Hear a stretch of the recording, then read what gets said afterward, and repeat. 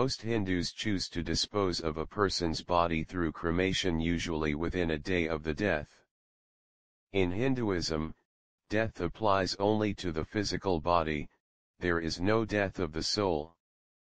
Hindus don't believe in the resurrection of the material body. They believe that upon death, the soul, which truly represented the person, has departed or detached. The body has no significance and, therefore, no attempt is made to preserve it. Hindu funeral rites will vary among families and locations, but here are some common customs. Mourners at a Hindu funeral wear simple, white, casual clothes. Dress down, not up. You'll see lots of flowers on the body. You can also send flowers to the family or funeral home before the service. Don't bring the flowers with you to the funeral. Sending food is inappropriate. The casket will be open, and all mourners are expected to quietly view it. Many families celebrate the departed life on the 12th or 13th day after the funeral. A feast marks appreciation for the life of the deceased and the day when the soul completes its travels through a ghost world and reaches the land of the ancestors. The Antyeshti rite of passage is structured around the premise in ancient literature of Hinduism that the microcosm of all living beings is a reflection of a macrocosm of the universe. The soul, Atman, Brahman, is the essence and immortal that is released at the Antyeshti ritual, but both the body and the universe are vehicles and transitory in various schools of Hinduism. The human body and the universe consist of 5 elements in Hindu texts: air, water, fire, earth and space. The last rite of passage returns the body to the 5 elements and its origins. The roots of this belief are found in the Vedas, for example in the hymns of Rigveda in section 10.16, as follows: burn him not up, nor quite consume him, Agni, let not his body or his skin be scattered. O all-possessing fire, when thou hast matured him, then send him on his way unto the fathers. When thou hast made him ready, all-possessing fire, then do thou give him over to the fathers. When he attains unto the life that waits him, he shall become subject to the will of gods. The sun receive thine eye, the wind thy prana, life principle, breathe, go, as thy merit is, to earth or heaven.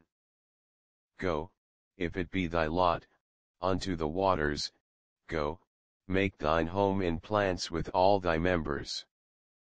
The final rites of a burial, in case of untimely death of a child, is rooted in Rig Veda section 10.18, where the hymns mourn the death of the child, praying to deity Mrityu to neither harm our girls nor our boys, and pleads the earth to cover, protect the deceased child as a soft wool. A dead adult Hindu is mourned with a cremation, while a dead child is typically buried. The last rites are usually completed within a day of death. His or her body is washed, wrapped in white cloth if the dead is a man or a widow, red if her husband is still alive, the 2 toes tied together with a string, a tilak, red mark, placed on the forehead. The dead adult's body is carried to the cremation ground near a river or water, by family and friends, and placed on a pyre with feet facing south. The eldest son, or a male mourner, or a priest called the lead cremator or lead mourner then bathes himself before leading the cremation ceremonial function. He circumambulates the dry wood pyre with the body, says a eulogy or recites a hymn in some cases, places sesame seed or rice in the dead person's mouth, sprinkles the body and the pyre with ghee, clarified butter, then draws 3 lines signifying Yama, deity of the dead, Kala, time, deity of cremation, and the dead. The pyre is then set ablaze, while the mourners mourn. Once the pyre is well ignited, the lead cremator and the closest relatives may circumambulate the burning pyre one or more times. The concluding action by the lead cremator, during the ritual, typically includes kapala kriya, or the ritual of piercing the well-incinerated skull with a stave, bamboo fire poker, to make a hole or break it, so as to release the spirit.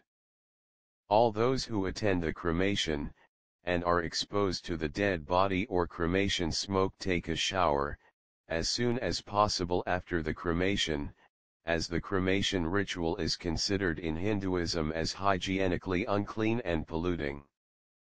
The cold collected ash from the cremation is later consecrated to the nearest river or sea. In some regions, the male relatives of the deceased shave their head and invite all friends and relatives, on the 10th or 12th day, to eat a simple meal together in remembrance of the deceased. This day, in some communities, also marks a day when the poor and needy are offered food in memory of the dead. The cremation ground is called shmashana, in Sanskrit, and traditionally it is located near a river, if not on the river bank itself. Those who can afford it may go to special sacred places like Kashi, Varanasi, Haridwar, Allahabad, Sri Ranjam, Brahmaputra on the occasion of Ashokastami and Ramaswaram to complete this rite of immersion of ashes into water. Both manual bamboo wood pyres and electric cremation are used for Hindu cremations. For the latter, the body is kept on a bamboo frame on rails near the door of the electric chamber.